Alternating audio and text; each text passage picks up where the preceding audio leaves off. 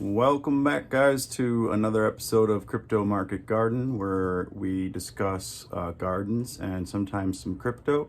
I planned on getting back to the gardens soon, but wanted to make a quick update with everything that happened over the weekend.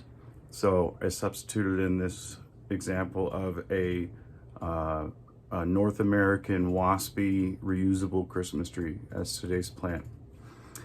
Now that that's through, just want to talk a little bit about the macroeconomics of things, what's going on right now. Put some minds at ease, hopefully, with the big dip. Bitcoin, people don't realize they look to the month end options expiring. But the combination, perfect storm, if you will, of Elon and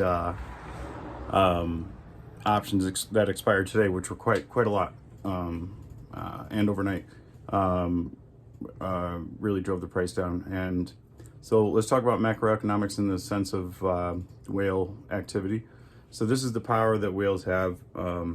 They have enough to create enough selling pressure to drive the price down, and then they win their short bet on your dime, and then they buy it back, taking away what you just lost in the first place. So, guys, leverage trading sucks. When it started with this market, I was disappointed. I got into crypto because it didn't have as much leverage trading and shenanigans going on. But with mass market adoption, you have to take that part of this market. At some point, it may be heavily regulated, let's hope, as far as limiting the amount of options trading that can go on. But as it stands right now, because we're in the wild, wild west, you have whales that can literally sell their Bitcoin, drive the price down by the amount that they sold, making you lose your shirt on your long.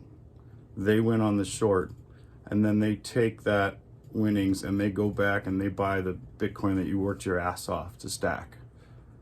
So what my recommendation is you look at Binance, the original Binance, and you look at the derivatives or leveraged tab, and you can see where they currently stand. Who's shorting, who's longing, what are the rewards? So me, for instance, when I go on there, first and foremost, I look at what crypto assets are being leveraged. So if there's a new one, I know that maybe I don't want to be in that one, and I'll tell you why in a little bit. But you can also see the positions that have been taken by percentage, green and red, really easy to read. You can scroll down the page in 2 seconds. I always scroll to the bottom first because it's Bitcoin, Ethereum, and then I think it goes like Cardano. You can see who's short, what percentage is shorting, what percentage is longing, and what that payout is. So, for instance, if I see that there's 5% more longs than shorts on Bitcoin, the second thing I look at is what's the payout on that.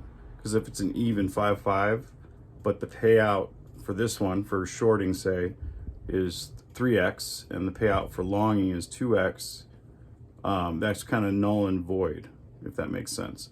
Basically, the people that are saying that they're longing Bitcoin for less payout kind of nulls out the fact that people are shorting it for more payout if it's the same percentage.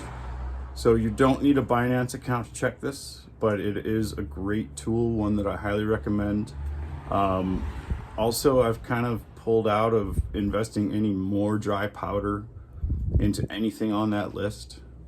Like if I saw Solana pop back up, which is half of my stack right now, or pop up at all on that list where they are going to start leverage trading it, I'd find something else to do.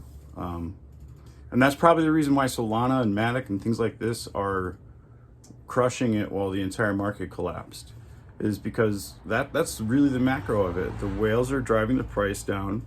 So you either panic sell, you get wrecked on your leverage, your long, and either way they pick it up at a super discount and they move on.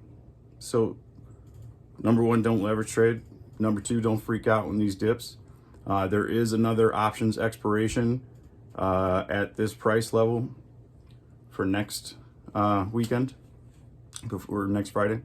So Bitcoin's probably going to stay below 45 because that's the max pain price, which is the price that, you know, kind of a self-explanatory price, but basically where things get liquidated, is at 45. It was at 45.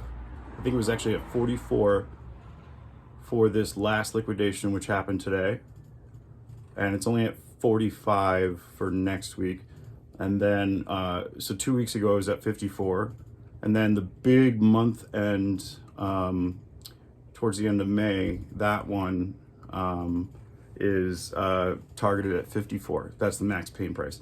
So you can almost set your watch to these positions that people are taking. That's the whales saying it will be at 54 by the end of the month because we're the ones making it move. So pick your poison. My poison right now is Solana. Like I said, it's unscathed. It's not on shit exchanges. I won't swear anymore, like Coinbase. You know, I highly recommend swapping into Solana on Exodus with Ethereum. Exodus is a great platform. All their SEC-backed stocks sold out in the number one fastest time in the history of Class A SEC-backed traded securities. So you can't get in anymore. I'm sorry. I tried to tell you guys, but it sold out in record time, so don't feel bad. But I would swap your Ethereum into